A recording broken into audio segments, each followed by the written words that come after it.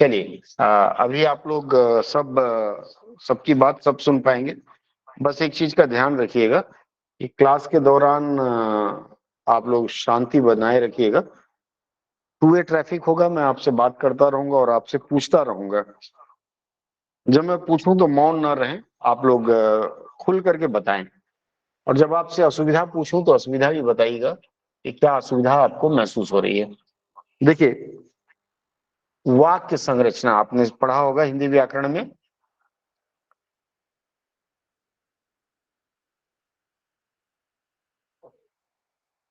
वाक्य संरचना, थोड़ा सा हम वाक्य संरचना पढ़ेंगे, समझेंगे।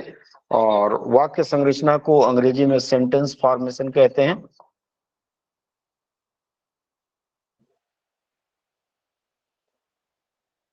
और इस वाक्य संरचना की दूसरी सीढ़ी है टेंस। हिंदी में काल। हिंदी में काल समझना आसान है, क्योंकि हम अक्सर गलतियां करते हैं जब हम हिंदी से अंग्रेजी में या अंग्रेजी से हिंदी में अनुवाद करते हैं। कुछ विशेष प्रकार की गलतियां करते हैं।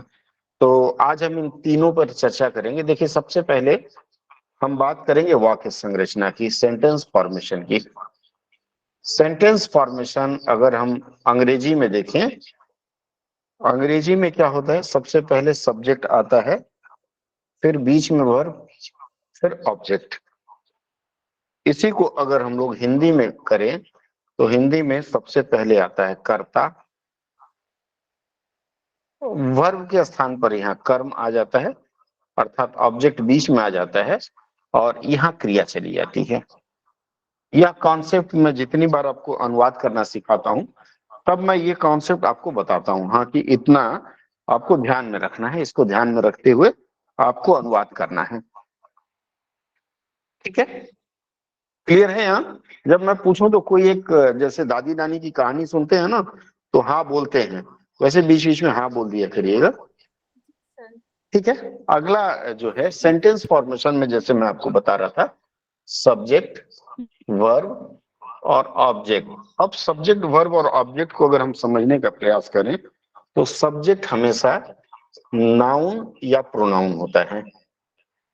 नाउन का मतलब होता है किसी का नाम, और प्रोनाउन नाम के बदले, जैसे मैं, तुम, इसकी अंग्रेजी बना लीजिए आई, यू, इस तरह के शब्द आते हैं। वर्ब का मतलब होता है क्रिया, अर्थात आदमी जो काम कर रहा है।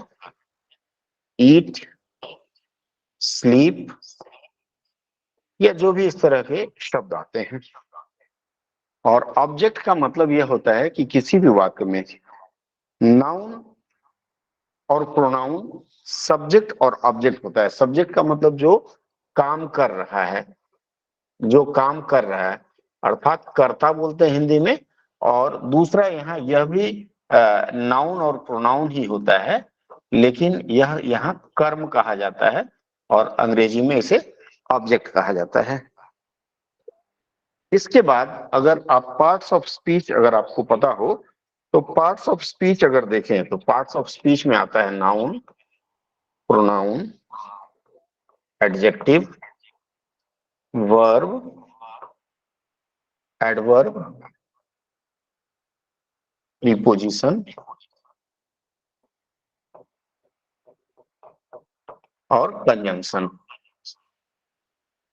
ये 1 2 3 4 5 6 पार्ट्स ऑफ स्पीच के ये जो 6 शब्द हैं, ये हमारे लिए महत्वपूर्ण है। महत्वपूर्ण कैसे है? जैसे मान लीजिए मैंने लिखा सब्जेक्ट राम ईट्स मैंगो। एकदम बेसिक लेवल से बता रहा हूं, कहीं समझ में आए तो बताइएगा, क्योंकि यह संरचना अगर आपको पता है तो आपका अनुवाद अच्छा होगा। राम मैंने आपको बताया, राम सब्जेक्ट है, ईट्स वर्ब है, और मैंगो ऑब्जेक्ट है। ठीक है, अब इसमें हम आगे बढ़े अगर, तो राम नाउन भी है। अब नाउन की जो विशेषता बताता है या संज्ञा की जो विशेषता बताता है उसे विशेषण कहते हैं। इसका मतलब है, विशेषण का मतलब क्या होता है? अंग्रेजी में एडजेक्टिव होता है। एडजेक्टिव हमेशा सब्जेक्ट या वर्ब नाउन या प्रोनाउन के पहले लगता है अंग्रेजी में, ठीक है। किंग राम, ठीक है, या फैक्टी राम, या पेटू राम। पेटू हिंदी का शब्द है, अंग्रेजी में उनको इसके समतुल्य नहीं मिला, इसलिए उन्होंने पेटू ले लिया। पेटू राम इट्स ए मैंगो, ये एडजेक्टिव हो गया या विशेषण हो गया। इसके बाद मान लीजिए मैंगो है, ठीक है, इट्स यहाँ राइप मैंगो, मैंने राइप लिखा, राइप मतलब पका हुआ, पका हुआ आम की विशेषता बता रहा है। इसका मतलब है अधिकांशतः, एडजेक्टिव कहाँ आता है, अधिकांशतः एडजेक्टिव आता है नाउन या प्रोनाउन के पहले, एडजेक्टिव आएगा। सर हाँ बोलिए।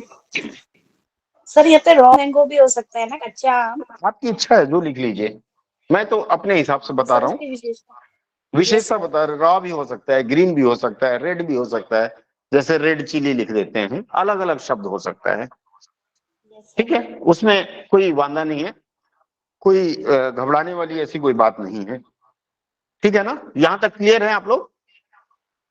जी सर। किसी को डाउट है तो जी बताइएगा, तो फिर डाउट हो तो हम फिर आगे से बात करेंगे, नहीं डाउट है तो फिर हम इसको कंटिन्यू करेंगे। चलिए आगे हम फिर कंटिन्यू करते हैं इसको, एक मिनट रुक जाइएगा।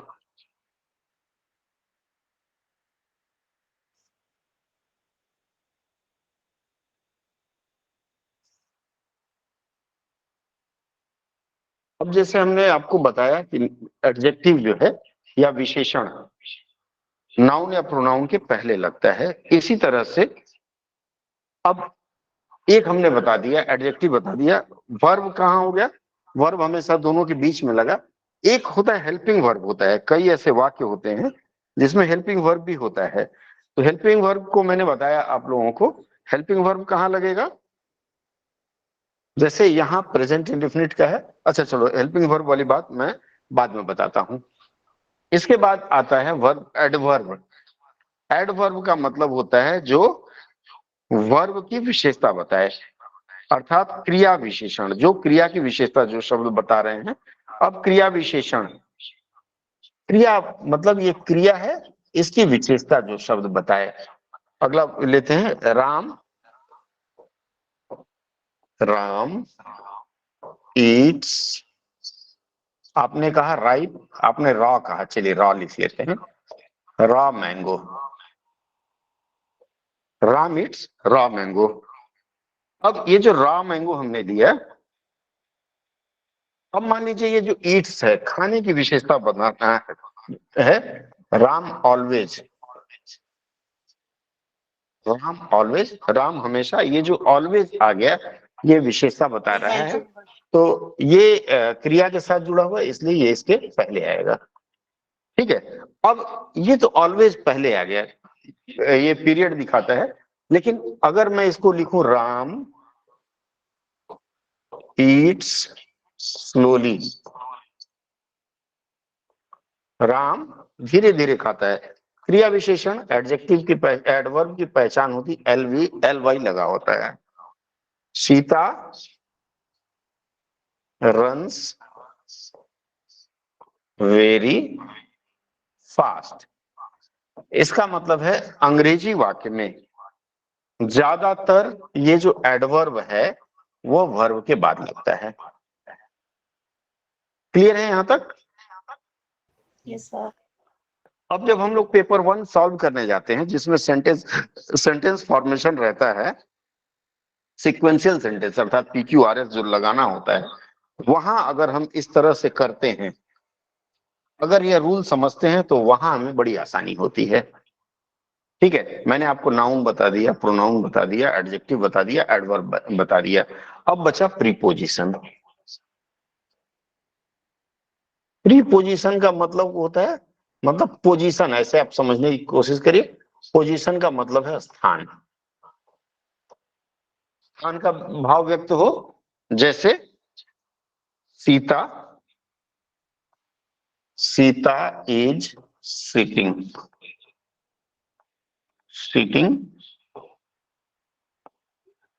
above the road। सही है वाक्य, नहीं सही है। Sita is sitting above the road, वाक्य सही है। नहीं। No sir. क्या होना चाहिए? Sir Sita is sitting on the हाँ हाँ ठीक है, very good, on the road होगा। हाँ एकदम सही, ऑन द रोड होगा, इसमें कोई दो राय ही नहीं है। लेकिन मैं अगर इसको कह दूं सीता इज सिटिंग यहाँ above the banyan tree, banyan tree, ये under the banyan. Sir across the road. Across the road नहीं हो सकता बच्चा। कारण क्या है कि सीता बैठेगी या तो रोड के इस कोने में या उस कोने में, ठीक है। Beside the road. बिसाइड कर सकते हैं, ऑन द रोड कर सकते हैं, ठीक है। क्लियर है यहाँ तक? इसका मतलब है कि अगर ये प्रीपोजिशन का गलत इस्तेमाल हो जाए, जैसे अगर मैं एबव भी लिखता हूं तो एबव का मतलब ऊपर होता है, और यहाँ बनियान ट्री के ऊपर के लिए यहाँ ऑन का प्रयोग होगा। चलिए, ये क्या होना चाहिए प्रीपोजिशन, इस पर हम बाद में कभी चर्चा करेंगे। इसका मतलब ये हो गया कि प्रीपोजिशन का हमेशा स्थान कहाँ होता है? वर्ब और ऑब्जेक्ट के बीच में, यहाँ प्रीपोजिशन होता है। लिख लीजिएगा नोटबुक में, फिर हम आगे बढ़ेंगे। I am going to the market, I am riding above the bridge, I am flying over the country. तो ये जो शब्द है, अर्थात प्रीपोजिशन जहां भी लगाते हैं हम, उसके बाद ऑब्जेक्ट आता है। ऑब्जेक्ट का मतलब होता है नाउन या प्रोनाउन। अब ये जो मैंने बताया placement of parts of speech या placement of words, placement of words, अगर यह सीक्वेंस आपको याद रहा तो आप पेपर 1 में PQRS सॉल्व कर लेंगे, और आपके बाद इसके बाद आपका ट्रांसलेशन भी बहुत अच्छा होने लगेगा। इसलिए ये जो सीक्वेंस मैंने बताया, इसका विशेष ध्यान रखेंगे, ठीक है। आगे बढ़े हम लोग। किसी को कोई डाउट है तो पूछ ले। नो डाउट, प्रोसीड करें। Yes sir. ठीक है, चलिए। अब इसके बाद सेंटेंस फॉर्मेशन में जो सबसे दूसरा महत्वपूर्ण चीज है वह है टेंस। हाँ, ध्यान रखिएगा, टेंस हमेशा वर्ब का ही होता है। जैसे मान लीजिए आई, आई क्या है? नाउन है या प्रोनाउन है? आई प्रोनाउन है। आई गो टू चर्च, मैं कहा जाता हूं? गिरजाघर। I go to church, I go to temple, जो भी चर्च याद आ गया, चर्च लिख दिया। अब इसमें देखिए अगला वाक्य लिखता हूं, आई वेंट टू चर्च, ठीक है। आई वेंट टू चर्च, उसके बाद I have gone to church. इन तीनों वाक्यों में क्या बदलाव बताइए? ये जो 3 वाक्य हैं, इन तीनों वाक्यों में किस चीज का परिवर्तन हुआ? देखिए, यहां आई यथावत रहा, गो में परिवर्तन हुआ। गो का दूसरे वाक्य में वेंट हो गया और हैव गॉन हो गया। इसका मतलब है कि कभी भी सेंटेंस में जो बदलता है टेंस के अनुरूप, इवन हिंदी में भी आप लिखेंगे तो मैं घर गया, मैं घर गया था, मैं घर जाऊंगा। तीनों वाक्यों में ये जो गया, गया था और जाऊंगा, तीनों वाक्यों में आपने क्या देखा कि सिर्फ क्रिया का रूप परिवर्तन होता है और कोई रूप परिवर्तित नहीं होता है। इसका मतलब है टेंस कभी भी अगर आपको पूछा जाए, पूछा तो जाता नहीं है, उम्र हमारी बहुत हो गई है, हम किसी को पढ़ाने के लिए जाते हैं, छोटे बच्चे को भी अगर सिखाने के लिए जाते हैं तो आप पहले उसको यह सिखाइएगा कि टेंस जो है वह शब्द, अर्थात कौन सा शब्द, वर्ब का परिवर्तन ही टेंस माना जाता है। ठीक है, आगे बढ़े हम लोग। अब टेंस की Yes, अगर sir. हम बात करें, टेंस की अगर हम बात करें तो टेंस क्या होता है? सबसे पहले टेंस मतलब समय होता है पास्ट, पास्ट के बाद फिर आता है प्रेजेंट, Present. Future. और प्रेजेंट के बाद आता है फुटूरे। Future. फुटूरे ना, No, sir. Future. Future, very good. ठीक है, सफेद में दिख रहा है या येलो वाला ज्यादा अच्छा था? कौन सा चाक सर अच्छा दिख वाइट रहा है? भी अच्छा है, वाइट भी अच्छा है ठीक है, सर। Very good. अब पास्ट का मतलब जैसे मान लीजिए अभी, जो कल कल, बीत गया, जो जो कल बीत कल, गया, जो कल बीत गया, जो अभी चल आज, रहा है, आज आज नहीं अभी जो अभी, नाउ। अभी, ठीक है, और फ्यूचर जो जो कल कल आने वाला है। आएगा, आने वाला, ये सबको पता है।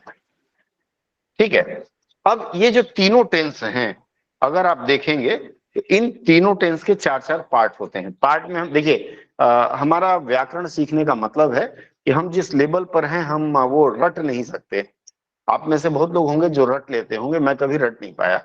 तो मैं उस लेवल से सीखूंगा जहां एक छोटा बच्चा सीखता है और चुटकी बजाते ही मुझे टेंस करना आ जाएगा। ठीक है, तो और वाक्य संरचना के लिए बहुत महत्वपूर्ण है। सबसे पहले आता है मैं, हिंदी से करता हूं मैं जाता हूं, मैं जाता हूं। यह जो वाक्य है मैं जाता हूं, आप ध्यान दीजिएगा, जाना इसमें क्रिया है, जाना क्रिया है। क्रिया में क्या लगा हुआ है? ता। अगर लड़की होगी तो ती, और एक से अधिक होंगे तो ते लगेगा। बच्चे जाते हैं, इस तरह का होगा, उनका बदल जाता है। अर्थात क्रिया में जब भी हम ता ते ती का प्रयोग देखते हैं, मैं जाता हूं एक रेगुलर हैबिट है, मतलब रोज की क्रिया है, तो ऐसे वाक्यों का जब हम अनुवाद करेंगे तो इसके अनुवाद में इज, एम, आर, इसे हेल्पिंग वर्ब कहा जाता है, इसका प्रयोग नहीं होगा।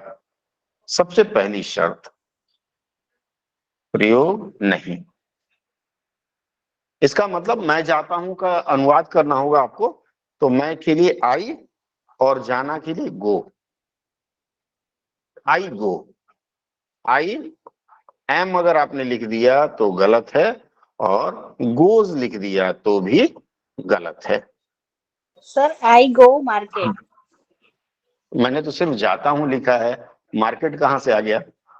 सर वैसे मैं नहीं बता रही सेंटेंस। नहीं नहीं नहीं नहीं नहीं, नहीं। देखिए, आपको लीक से हट के काम नहीं करना है, ओके आपको सर। कभी भी लीक से नहीं हटना है। ठीक है, जो पूछा जाता है, जो लिखा हुआ है, सिर्फ आप उसका अनुवाद करेंगे। यहां तक क्लियर है? आई गो, बस, दैट्स ऑल। अब देखिए, मैंने आपको बताया, ये हम बात कर रहे थे प्रेजेंट की। प्रेजेंट में मैंने बात किया ता, ते, ती, और इसके साथ है लगेगा, है या हैं या हूं। ठीक है, ये होगा, अर्थात हा हु हुआ, ये प्रेजेंट में होगा। और अगर आप जानना ही चाहते हैं तो इसे इनडेफिनिट कहा जाता है। अंग्रेजी बहुत फनी लैंग्वेज है, इसीलिए अमिताभ बच्चन जी ने कहा English is very funny language. Jio becomes go, whereas to becomes to, whereas it should have been either geo gu and to to। ठीक है, फनी लैंग्वेज है ही। तो उस आधार पर बहुत लोग इसको, ये जो इंडेफिनिट है, इसको कई लोग सिंपल सेंटेंस भी पढ़ते हैं। बोथ आर सेम, इसमें कोई झगड़े वाली बात ना रहे। क्योंकि मेरे मास्टर जी ने मुझे इंडेफिनिट पढ़ाया है तो मैं इंडेफिनिट मानता हूं, अगर आपके टीचर ने सिंपल पढ़ाया है तो गो विथ सिंपल। सबसे पहली शर्त, जब आई क्या है? सिंगुलर नंबर है, आई वी और यू, आई और यू ये दोनों सिंगुलर नंबर है, अर्थात एक वचन है। किसी को डाउट है? अमिताभ बच्चन नहीं है ये, दो वचन नहीं है, डाउट हो तो बताएं। आई और यू सिंगुलर नंबर है, ठीक है, एक्सेप्शनल है। और वी बहुवचन है। बहुवचन। इन तीनों के साथ वर्ब में एस या ईएस का प्रयोग नहीं होगा, ईएस नहीं लगेगा। एकदम आसान। मैंने पिछले वाले सर इसमें दे भी चार्ट तो में, है, हाँ दे भी तो है, आई वी दे यू। अरे आ रहा हूँ, ये यू का ही दूसरा रूप है। मैं आ रहा हूँ पीछे, दे भी आएगा, मैं फिर उसमें ले आऊंगा ना। मैंने आपको बताया आई और यू मूल रूप से मैंने बताया। अब पीछे वाले में जाइए। देखिए हमने यहाँ आई के साथ गो लिखा है, गो में ईएस नहीं लगाया है, क्योंकि हमारा नियम कहता है कि हमें आई और यू के साथ वर्ब में यस या ईएस का प्रयोग नहीं करना है। और कहा नहीं करना है, इसके अलावा जितने भी प्लूरल हैं, एक्चुअली यू भी प्लूरल है, लिखते लिखते आ गया। प्लूरल का मतलब होता है बहुवचन, मतलब एक से अधिक। बहुवचन का मतलब होता है मोर देन वन, ये बहुवचन होगा। तो इन दोनों में आप यस या ईएस का प्रयोग नहीं करेंगे। Rule number 2। रूल नंबर 1 मैंने बताया था कि इसमें is, am, are, has, have, had किसी का प्रयोग नहीं करेंगे। Has, have, had, was, were, ये आपके हेल्पिंग वर्ब इतने ही होते हैं। इसके अलावा कुछ होता होगा तो बताइएगा। सिंपल सेंटेंस में I, is, am, are, was, were, has, had, have इनका प्रयोग नहीं होता है। ये इस चार्ट में आप देखकर समझ सकते हैं। क्लियर है यहां तक? अब एक छोटा सा अभ्यास करता हूं, मैं स्वयं करूंगा, आप लोग करेंगे। नोटबुक में लिखेंगे सीता, थोड़ा सा कठिन देता हूं, सीता नहाती है, बेटा बाप को पढ़ाता है। थोड़ा कठिन कर रहा हूं, बड़ा कर रहा हूं। दोनों वाक्य लिखिए अपने कॉपी में। और मेरी माँ रोटी बनाती है, रोटी या फिर खाना, जो आप लिखना चाहें, खाना बनाती है। एकदम आसानी से। आज थोड़ा सा समय अधिक ले सकता हूं मैं, आज इस चैप्टर को पूरा करूंगा, इसलिए अगर 5-7 मिनट ज्यादा हो जाए तो आप लोग रुकिएगा, मेरा इंतजार करिएगा, मैं भी आपके साथ ही भोजन करूंगा। चलिए, सीता नहाती है, क्या होगा इसका अनुवाद? सीता को अंग्रेजी में क्या लिखेंगे? सीता ही लिखते हैं। नहाने के लिए क्या प्रयोग करते हैं? Sita take bath. Sita take bath. Very good. क्या कमी रह गई? पिछले चार्ट में चलते हैं। मैंने बोला था कि वर्ब में एस या एस कहाँ नहीं लगेगा, प्लूरल हो, आई वी यू हो, बाकी में आपको एस या एस लगाना है। तो यहाँ सीता टेक्स बाथ। ध्यान दीजिएगा, टेक्स के बाद ए का प्रयोग नहीं करिएगा। बहुत लोग टेक्स ए बात लिख देते हैं, अगर आप ए लिख देते हैं तो गलत हो जाएगा। सीता टेक्स बात। वेरी गुड, बहुत अच्छा किया। बेटा बाप को पढ़ाता है। फिर मैंने आपको इसका रूल सिखाया था। क्या सिखाया था मैंने? रूल में आपको बताया था कि सबसे पहले सब्जेक्ट आएगा। सब्जेक्ट क्या है यहाँ? बेटा बाप को पढ़ाता है, इसमें सब्जेक्ट क्या है? कौन पढ़ाता है? पढ़ाना। बेटा। पढ़ाना कैसे सब्जेक्ट होगा? बेटा, बेटा को क्या बोलते हैं? The son. SON या SUN क्या होगा? SON। वेरी गुड, आप सबको पता है। तो ये SUN नहीं होगा, इसको मिटा देते हैं। अगर SUN लिख दिया तो क्या हो जाएगा? सर वो सूरज हो जाएगा, सूरज हो जाएगा। द सन। अब सन क्या करता है? पढ़ाता है। वर्ब देखिए, हाँ, यहाँ सब्जेक्ट हो गया, ये ऑब्जेक्ट हो गया, ये वर्ब हो गया, ये हिंदी के परिपाटी के अनुसार। तो बेटा बाप को पढ़ाता है। The son teach, TEACH। बस इतना ही होगा या और कुछ लगेगा? यस ES लगेगा, ES लगेगा। The son teaches. ठीक है, आपको मैंने यहाँ देखिए बताया है कि प्लूरल में बाकी में एस या एस लगेगा। लिख देता हूं, बाकी में यस या एस लगेगा। मूलतः जो शब्द एस से खत्म होता है उसमें ईएस लगता है। सर एक बात पूछनी थी सर। पूछ लीजिए। जैसे दरअसल में क्या है कि मतलब जब मैं लिखती हूँ ना तो आर्टिकल लगाना भूल जाती हूँ, तो क्या इससे फर्क पड़ता है इससे? 100% पड़ेगा। मतलब भूल गई जैसे तो फिर सन टीचर्स हिज फादर ऐसे बोल दे तो डायरेक्टली। सन टीचर्स वो यहाँ दल नहीं लगाने से चल जाएगा, लेकिन कई जगह उसमें से ए भी शायद आर्टिकल होता है ना। हाँ सर। तो अगर कहीं कहीं ए की जरूरत है और न लगाएं तो फिर गोलमाल है भाई, सब गोलमाल है। ठीक है, आगे बढ़ते हैं, बाद में हम लोग प्रश्न करेंगे, छोटे छोटे प्रश्न। द सन टीचेस किसको? बाप को, father. His father.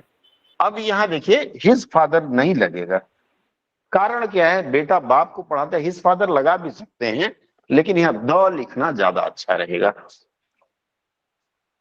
The son teaches the father.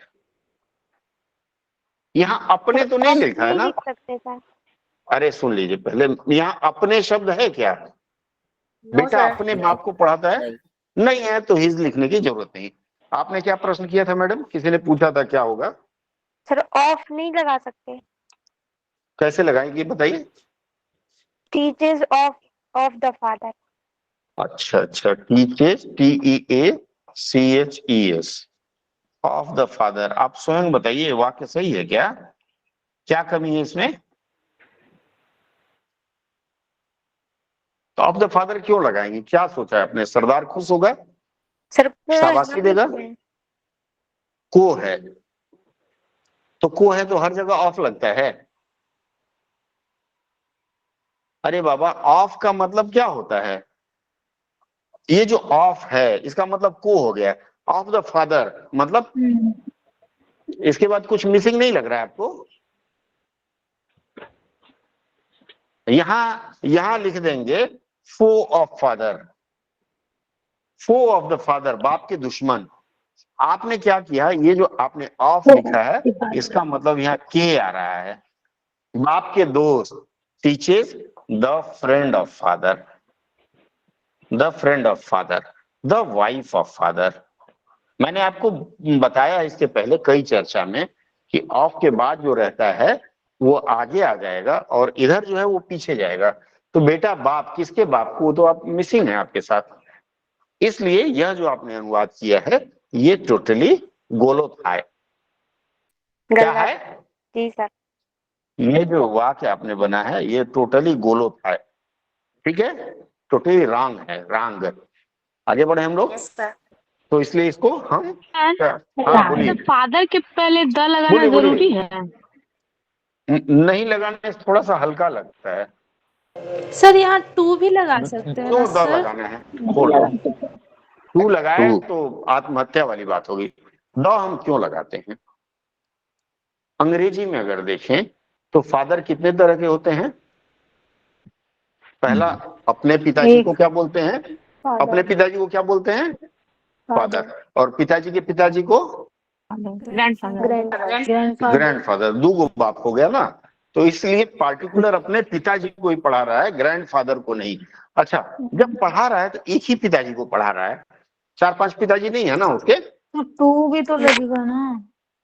एक ही पिताजी, टू नहीं लगेगा। टू द फादर यहाँ नहीं लगेगा। ये जो मैं प्रीपोजिशन की चर्चा करूंगा तब इस पर बात करूंगा, अभी नहीं। कहाँ टू लगेगा? अभी सिंपल सा टेंस पढ़ लें हम लोग, नहीं तो गोलमाल हो जाएगा। आप बस इतना याद रखिए कि आपको यहाँ टू नहीं लगाना है, बाकी सब मेरे ऊपर छोड़ दीजिए। हाँ बोलिए, किसको समझ में नहीं आया बताइए? नहीं सर समझ आ गया। मैं ये कह रही थी मतलब हिज लगाने से अच्छा है, आप कह रहे हैं कि मतलब दो लगा लो। नहीं नहीं, यहाँ हिज कैसे लगाएंगे बताइए? मैंने यहाँ अपने लिखा है ना, अपने था क्या मूल वाक्य में? जो आप हिज लिख रही हैं तो नहीं है तो फिर काहे लिखेंगे? समझ में आ गया? जी सर। सर मैं लास्ट ठीक है, हाँ बोलिए, जल्दी बोलिए, अगला आगे बढ़े। My mother makes food. हाँ वेरी गुड, आप इतना अच्छा अनुवाद करती हैं मुझे पता नहीं था। माई मदर बुरा ना माने, मेक्स फूड होता है कहीं बताओ? फूड को क्या कहते हैं? कुक्ड, कुक्ड या कुक्स। माई मदर कुक्स, चूंकि मदर एक वचन है इसलिए मेक्स मत लिखिएगा। मेड, MAID ना, MAD है, MAID, मेड नहीं होगा MAD, sir. MAD, very good. Mad मतलब पागल, MAD माडे। आप लोग हमको गड्ढे में ढकेल के मार रही हैं। यू पुशिंग मी इन गढ़वा। अरे दादा, सर दिवाली के यहाँ पटाखे फूटते कुक हैं। खाना, हाँ, पटाखे लोग ज्यादा छोड़ रहे हैं, दिमाग कम छोड़ रहे हैं। अरे बाबा, फूड को हमेशा कुक लिखा जाता है। फूड के साथ कहीं आपने देखा है मेग? आई प्रिपेयर्स एम लिख मेकिंग सकते हैं फूड सर। वा पियर्स। प्रिपेयर्स। आप लोगों का शब्द ज्ञान तो मुझसे भी अच्छा है। मैं तो सोचता था मैं ही समझदार हूँ। देखिए, प्रिपेयर करने का मतलब है कि आप छोटा मोटा कोई चार्ट बना रही हैं, प्रोजेक्ट बना रही हैं, वहां प्रिपेयर का प्रयोग होगा। भोजन बनाने के साथ हमेशा कुक का प्रयोग होगा। जब फूड लिखा होगा, खाना लिखा होगा, तब तो रोटी के लिए कह सकती हैं रोटी बेकिंग। ठीक है, लिख के गांठ बांध लीजिए, लाल कलम से लिख लीजिए।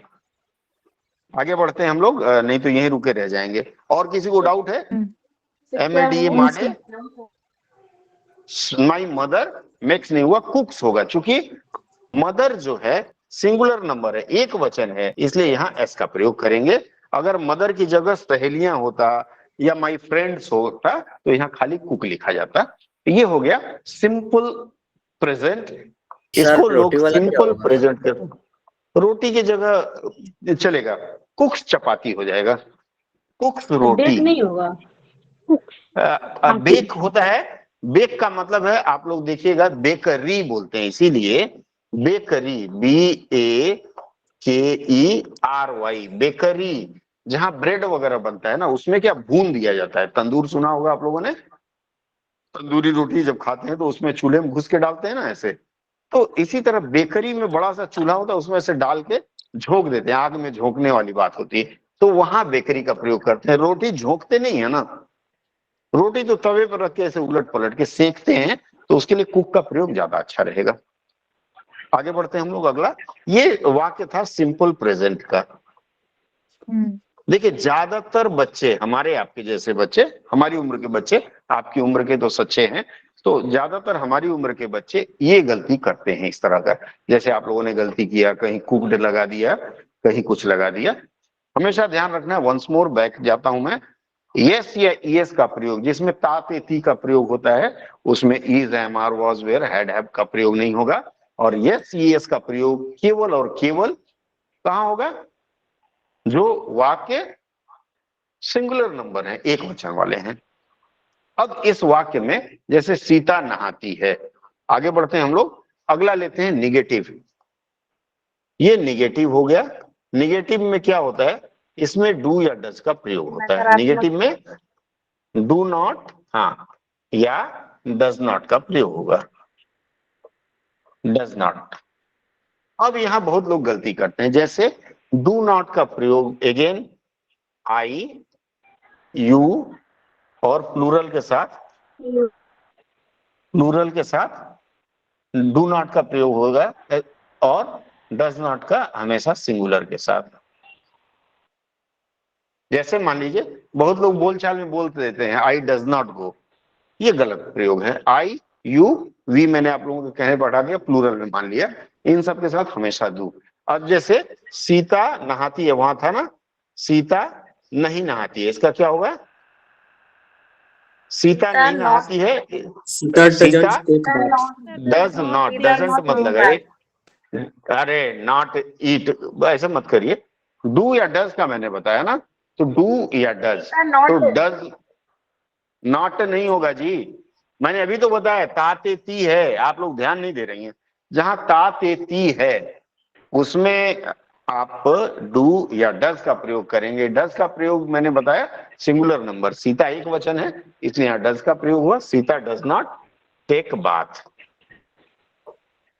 चलिए फटाफट 4 लाइन बता रहा हूं, लिख लीजिए आप लोग, लिख लीजिए। राधा नाचती है, तब समझ में आ जाएगा। आप लोग लिख नहीं रहे इसलिए समझ नहीं आ रहा है। राधा नाचती है, लिखते जाइए, बोलना नहीं, अपनी कॉपी में कल चेक करूंगा। राधा नाचती है, रमेश गाता है, गाता है, गाय घास चरती है। गाय घास चरती हैं, लड़कियां पढ़ती हैं। लड़कियां, बात ना करें, किसी का स्पीकर ऑन है। लड़कियां सर चरना का क्या होगा? चरती है, क्या चीज? चरती पहले है का वाक्य लिख क्या लीजिए। लिखें? अरे पहले वाक्य लिखिए, चारों लिखिए, फिर बात करता हूं। लिख लिया आप लोगों ने? यहाँ चरने को ग्रेज बोलते हैं, GRAZE। घास चरने को ग्रेज बोलते हैं, GRAZE। ठीक है, ये इन चारों का आप लिखेंगे। देखिए, राधा नाचती है, राधा डांस में ES लग जाएगा, राधा डांसेस। गाय घास चरती है, the cows graze grass. Ramesh गाता है, रमेश सिंग्स। और लड़कियां पढ़ती हैं, द गर्ल्स रीड। स्पीकर किसी महानुभव का ऑन है, आपके घर की बातें मैं सुन पा रहा हूं, और ये YouTube पे जाएगा तो कितना अच्छा लगेगा ना सुन के, इसलिए ध्यान रखिएगा, मर्यादा में रहें। शालू जी, आगे बढ़ते हैं हम लोग। यहां तक क्लियर हो गया? अब इसमें निगेटिव के बाद, हाँ बोलिए जल्दी। स्टडी बोल रही थी, पढ़ती। तो पढ़ना का स्टडी नहीं, अध्ययन करना का स्टडी होता है। मान लीजिए उपन्यास पढ़ रहा हूं मैं, आपके जन्म कुंडली पढ़ रहा हूं मैं, तो अध्ययन करना नहीं होगा ना, पढ़ना होगा। आपने चिट्ठी लिखा, सेवा में श्रीमान महोदय, आज मैं भूख के मारे मरी जा रही हूँ, इसलिए आज क्लास नहीं कर पा रही हूँ। ठीक है, तो वो पढ़ना होता है, वहां पढ़ने के लिए रीड लगाएंगे। आगे बढ़ते हैं हम लोग। अब इसमें क्या होता है, निगेटिव के बाद अब एक प्रश्नवाचक होता है, उसको अंग्रेजी में क्या बोलते हैं? प्रश्नवाचक को अंग्रेजी में क्या लिखते हैं? इंट्रोगेटिव। इंट्रोगेटिव। INTEROGATIVE। इंट्रोगेशन करते हैं। डबल आर होगा ना, वेरी गुड। डबल आर होता है सर। INTERRO। बीच बीच में आपका ध्यान खींचने के लिए इस तरह की गलती जानबूझ के करूंगा, ठीक है, याद दिलाइएगा। इंट्रोगेटिव में क्या होता है, इसमें बहुत अच्छा है, ये जो डू या डज का मैंने प्रयोग किया था, डू या डज वाक्य के प्रारंभ में आ जाएगा। आपको पता ही है कि जो प्रश्नवाचक चिन्ह होते हैं उसमें ये चिन्ह बाहर आ जाएगा। और सबसे अधिक गलती हम लोग इसी वाक्य में करते हैं, जैसे क्या मनोज हंसता है? क्या मनोज हंसता है? प्रश्नवाचक चिन्ह क्या लिखेंगे यहाँ? डू या डज? एक वचन है तो डज लिखेंगे। डज मनोज हंसने के लिए लाफ। नॉट कहां से आ गया? प्रश्नवाचक है तो नॉट का प्रयोग नहीं होगा ना। अब अगर मान लीजिए यहां प्रश्नवाचक के साथ निगेटिव भी हो गया, इंट्रोगेटिव निगेटिव हो गया, जैसे क्या मीना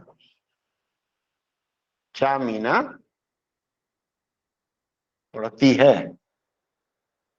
नहीं पढ़ती है। क्या मीना नहीं पढ़ती है? ऐसे में क्या होगा? अगेन डज मीना, इसके बाद नॉट लगेगा। देखिएगा, डज पहले डज, उसके बाद सब्जेक्ट, फिर नॉट का प्रयोग होगा, ये ध्यान रखिएगा। डज मीना नॉट रीड या स्टडी, जो भी आपको लिखना है।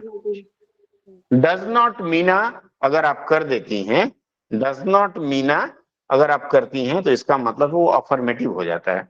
क्या मीना नहीं पढ़ती है? आपकी पढ़िए, क्या मीना नहीं पढ़ती है, इसका मतलब मीना पढ़ती है। तो डज मीना नॉट, इसमें क्या होगा, आप सब्जेक्ट के बाद नॉट का प्रयोग करेंगे। इसे इनडेफिनिट कहा जाता है, यह अनुवाद में बहुत महत्वपूर्ण है और अधिकांश लोग गलत करते हैं, इसलिए इसे बार बार दोहराने की आवश्यकता है। इसके बाद हम लोग चले, यहां तक क्लियर हो गया? कोई डाउट है? अब इसी के पास्ट में चलते हैं। ये प्रेजेंट था, अब पास्ट इंडेफिनिट की हम बात करें। पास्ट इंडेफिनिट में क्या है, जैसे प्रश्न था राम खाता है, राम खाता है, इसका पास्ट हो जाएगा राम खाता था, क्या होगा? राम खाता था का? बोलिए, सब सो गए? राम हाँ। Ate sir. Ram ate, very good.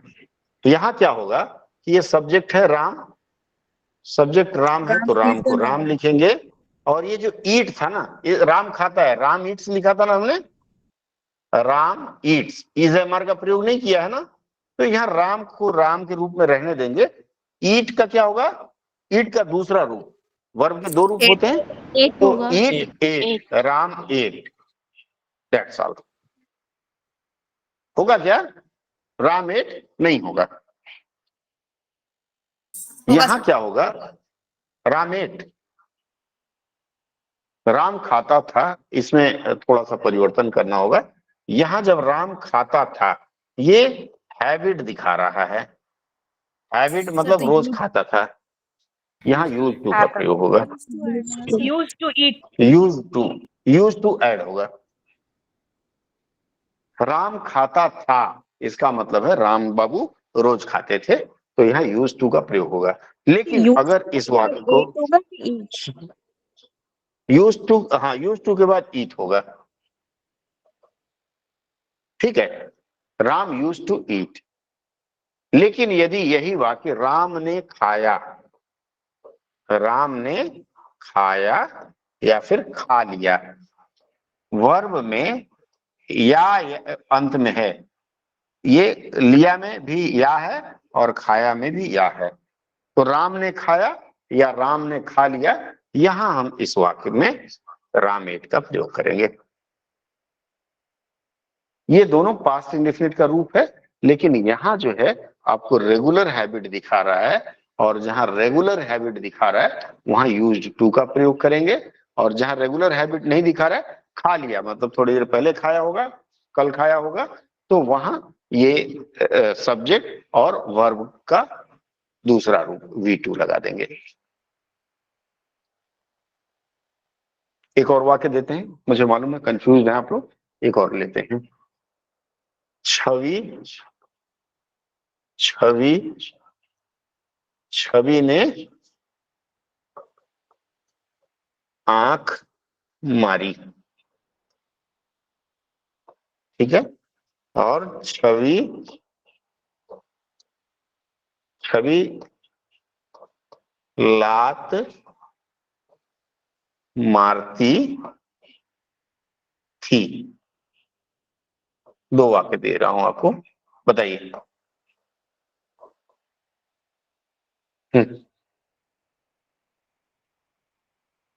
छवि ने आंख मारी, क्या होगा आंख मारना का? छवि विंग्ड। CHHAVI, इस पर मैंने आप लोगों को करवाया था, छवि विंग, WINKED। लेकिन छवि लात मारती थी, छवि, छवि अपनी जगह पे वैसे ही है, यहाँ यूज टू हो गया, यूज टू किक। एकदम आसान है, देखिए आपको आ गया, दो चीजें मैंने सिखा दिया, ठीक है, क्लियर है, छवि यूज टू। अब अगर इसमें, ये तो हो गया पॉजिटिव या अफर्मेटिव बोलते हैं इसको, अब अगर इसका निगेटिव हो, अब इसका निगेटिव हो, मान लीजिए, निगेटिव में कैसे मान लेंगे? छवि ने आंख नहीं मारी, छवि ने, यहाँ आंख के बाद नहीं लिख देते हैं हम अगर, तो यहां हम लोग लिखेंगे छवि, छवि, बस डिड नॉट। ये ध्यान रखने का बात है, पास्ट में एक वचन हो या बहुवचन, सबके साथ डिड लगेगा, डिड नॉट विंक, ठीक है, हो गया। आगे बढ़े, ये खत्म हो गया इंडेफिनिट वाला, ये प्रेजेंट आ गया, पास्ट आ गया। अब इसका फ्यूचर, फ्यूचर बहुत आसान है, राम आएगा। फ्यूचर में क्या होता है? गा, गेगी रहता है, जैसे बारिश होगी, बारिश होगी, बारिश में कुछ मिसिंग है शब्द भी ऐसा, हाँ कौन सा बारिश। शब्द? शलगम वाला। ये पेट काटा पौ हो जाएगा ना, ये नहीं सर, नो ताली सर, से। शलगम वाला। साला बीस है, ठीक है। बारिश, थोड़ी बहुत अंग्रेजी हिंदी हमारी भी कमजोर है। बारिश होगी, ऐसा जब वाक्य हो, अनसर्टेनिटी हो, तो इट विल रेन, ठीक है। बहेलिया आएगा, हाँ, रेनफॉल। नहीं सर, यहाँ पे विल शेल का प्रयोग होता है फ्यूचर में। क्या आएगा, फिर से बोलिए, क्या बोला आपने? सर फ्यूचर में विल और शेल का प्रयोग होता है, मैं ये बता रही थी। विल नहीं होगा, सर होगा। तो वही तो मैं भी बता रहा हूँ, कुछ अंतर हो तो बताइए। No sir. बहेलिया आएगा, बहेलिया को क्या लिखेंगे? बहेलिया को मुझे भी नहीं पता, तो हंटर लिख देते हैं। हंटर शिकारी होता है बेसिकली। बहेलिया को क्या बोलते हैं? Sir coming. हंटर के आगे द हंटर कमिंग। हंटर आएगा, The hunter will will come. कम। ये आप देखिए, हंटर क्या हो गया, सब्जेक्ट। देखिए ये फॉर्मूला याद रखना है, सब्जेक्ट शैल या विल का प्रयोग होता है इसमें। ये वर्ब हो गया, किस तरह का वर्ब हो गया? ये हेल्पिंग वर्ब हो गया, और ये मेन वर्ब हो गया। ये मेन वर्ब हो गया, ये हेल्पिंग वर्ब हो गया। मतलब ये दोनों मिला के वर्ब हो गए। बता रहे हैं। इतना समझ में आ गया? नहीं समझ में आया? क्लियर है? अब इसमें शैल और विल का प्रयोग कहाँ करते हैं? शैल जो है ये सिर्फ आई का बपौती है। आई का बपौती समझते हैं? सर आई और वी मतलब के आई साथ के भी साथ, तो लगता है ना। बता रहा हूं, थोड़ा सा रुकिए ना। अरे कुछ हमें भी बोल लेने दीजिए। आई हाँ का सर। बपौती है, इसका मतलब आई के साथ हमेशा शैल का प्रयोग करते हैं। लेकिन अभी आधुनिक अंग्रेजी में बहुत जगह लोग आई के साथ विल का भी प्रयोग कर लेते हैं, ठीक है। ये परिवर्तन क्यों करते हैं? जैसे वी के साथ विल का प्रयोग करते हैं, लेकिन अगर आई के साथ विल का प्रयोग करें और वी के साथ शैल का प्रयोग करें, ये जब आप श्योर होते हैं 100%, तब आप इस तरह का परिवर्तन करते हैं। आपने एक गाना सुना होगा, वी शैल ओवरकम। सुना है, नहीं सुना है? हाँ हाँ sir. We shall fourth class की पोएम ओवरकम है सर। समडे, बिल्कुल हाँ। पोएम है। हाँ वहां उन्होंने वी के साथ शैल लगाया है। इसका मतलब उसका अनुवाद करेंगे, हम होंगे कामयाब। मुझे पता है हम अवश्य ही कामयाब होंगे। आप में से कोई ऐसा नहीं है जो मन में ये संदेह रखता हो कि हम कामयाब नहीं होंगे। तो जहां आप श्योर हैं वहां वी के साथ शैल का प्रयोग करेंगे और आई के साथ विल का प्रयोग करेंगे। आई विल कम टुमारो, कल आऊंगा ही, चाहे क्या है, चाहे चले गोलियां, ठीक है। तो इस तरह से जब आप श्योर हैं, आश्वस्त हैं, तब शैल और विल का प्रयोग करते हैं। इसमें निगेटिव है तो विल के बाद नॉट का प्रयोग होगा। अगर इसमें नकारात्मक है, जैसे मैं नहीं खाऊंगी, अक्सर मम्मी जब नाराज होती पापा से तब बोलती है मैं नहीं खाऊंगी, मैं नहीं खाऊंगी। तो क्या मम्मी क्या कहेगी? आई shall not eat, not eat, ईट, ठीक है, आई शैल नॉट ईट। कभी कभी आप क्रोध में बोल देते हैं जा मैं नहीं पढ़ती, ये भी होगा एक वाक्य। आप जान लीजिए, जा मैं नहीं करती, जा मैं नहीं आती, इसका अनुवाद क्या होगा? I did not come. Did not कैसे? डिड तो पास्ट में हो जाता है। Go, I will not come. I will not एकदम, हाँ एकदम। ये जो गो है इसका अनुवाद नहीं करेंगे। हाँ बेटा एक मिनट, ये गो मत करिएगा, इसका सिंपल सा I will not come, I will. Sir I shall not come भी हो सकता है ना, कि उसको श्योर है कि वो नहीं आएगी। नहीं श्योर है तो आई के साथ विल लगा देते हैं। आप शैल भी लगा सकते हैं, कोई दिक्कत नहीं है। आई शैल नॉट कम, मैंने कहा श्योर है तो जा, और उसके बाद ऐसे नाराजगी वाला फेस बना देते हैं। ऐसे ऐसे नाराजगी वाला फेस बना देते हैं। लेकिन नरेशन में जैसे कोई स्टोरी टेलिंग में अगर कोई ट्रांसलेशन हो तो गो जा का अनुवाद नहीं होगा? क्या क्या अनुवाद होगा? जा का गो अनुवाद नहीं करेंगे? नहीं नहीं, कबूतर जा जा, कबूतर सुना होगा आप लोगों ने गाना, सलमान खान की Yes, फिल्म का गाना है, कबूतर जा जा, इसके लिए क्या कहते हैं? Pigeon, PEGION, pigeon. Go go go go, एक बार और गो, ये बहुत गंदी आदत है। गो पिजन गो चलेगा, गो पिजन गो चलेगा, एक कबूतर जा, लेकिन ये जो जहां द्विरूक्ति इसको कहते हैं, क्रिया की द्विरूक्ति का अनुवाद अंग्रेजी में नहीं होता है, द्विरूक्ति नहीं होगा, सिर्फ एक करते हैं, पिजन गो, पिजन गो। ठीक है। अच्छा, ये जो मैं नहीं आती, ये मूलतः आपको देखने में ये प्रेजेंट इंडेफिनिट जैसा लगता है, लेकिन हमारे यहाँ की भाषा ये जा मैं नहीं आती, मैं नहीं आती मतलब मैं नहीं आऊंगी या मैं नहीं आऊंगा, इसलिए यहाँ विल या शैल का प्रयोग करेंगे। ठीक है, ये आपका एक चैप्टर फिनिश्ड। किसी को डाउट हो तो बताएं, नहीं फिर सर। हम आगे बढ़े। इसके बाद का बहुत आसान है, जी सर। बोलिए बोलिए जल्दी बोलिए। यस सर, हो गया क्लियर। क्लियर हो गया। आज के बाद ऐसी गलती रोज करेंगे? अरे रे रे रे रे रे रे रे, हाँ हाँ, किसने बोला भाई? Who that great man? आगे बढ़ते हैं हम लोग। इसके बाद 10 मिनट और लूंगा। समय हो गया 56। बहुत लोगों के घर में आवाज आ रही होगी, बिटिया कब तक पढ़ोगी, थोड़ा भोजन भी कर लो, इसलिए थोड़ा सा मैं इसके बाद आपको प्रेजेंट कंटिन्यूअस की ओर ले चलूंगा। 4 तरह के होते हैं हर टेंस। एक होता है इंडेफिनिट, वो मैंने बता दिया। उसके बाद कंटिन्यूअस, उसके बाद परफेक्ट, और परफेक्ट के बाद परफेक्ट कंटिन्यूअस। ये जानना जरूरी है, भले ही हम लोग ये टेंस नहीं जानते हैं, लेकिन हमें उसका अनुवाद करना आता है।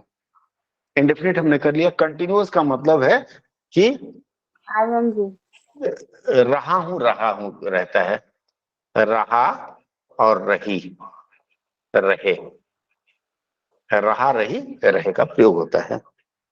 इसमें क्या होता है, जहां रहा रही के साथ है रहता है, उसमें इज एम आर का प्रयोग होता है। ठीक है, जैसे राम जा रहा है, रामा जा रही है, क्या होगा? रामा सब्जेक्ट, हमेशा ये फॉर्मूला याद रहेगा आपको। Rama is am are, is going. Go, और सब्जेक्ट में आई, वर्ब में ING। Rama is going, going. I am ing, I am ing, ऐसे ही करते हैं। No sir. क्या होना चाहिए? I am coming, very good. इसका मतलब है अभी अभी आप लोग भोजन की थाली नहीं निकलवाए हैं। आई एम कमिंग, ये बहुत आसान है। ठीक है, राम इज के बाद अगर निगेटिव है तो इज के बाद नॉट का प्रयोग होगा, एकदम आसान है। और उसके बाद अगर प्रश्नवाचक है तो एज यूजुअल ये इज आगे आ जाएगा। क्लियर है? और इसका पास्ट में अगर जाते हैं, इसके पास्ट में अगर जाते हैं तो इसके पास्ट में इज को हम वाज कर देते हैं, बस इज को वाज, मतलब रहा है, यहाँ रहा था होता है, वह गा रहा था। ठीक है, ही वॉज सिंगिंग, और ये कंटिन्यूअस का पार्ट आपका खत्म हो जाता है। अभी तक किसी को डाउट? हाँ या ना? No sir. No sir.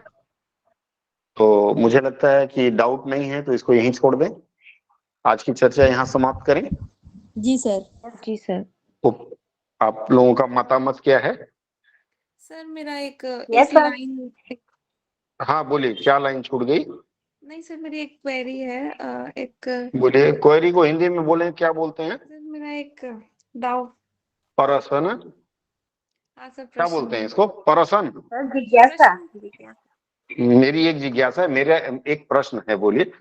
देखिए, आप लोग हिंदी की नौकरी के लिए जा रहे हैं, अगर अंग्रेजी की नौकरी के लिए जाते तो मैं कभी मना नहीं करता। ठीक है, मैं भी जब हिंदी की रोटी नहीं खा रहा था, मेडिकल साइंस की नौकरी खा रहा था एयरफोर्स में, तो मैं भी कभी हिंदी पे विशेष ध्यान नहीं देता था, और अब आपको देना है ध्यान। चलिए बताइए, क्या है आपकी जिज्ञासा?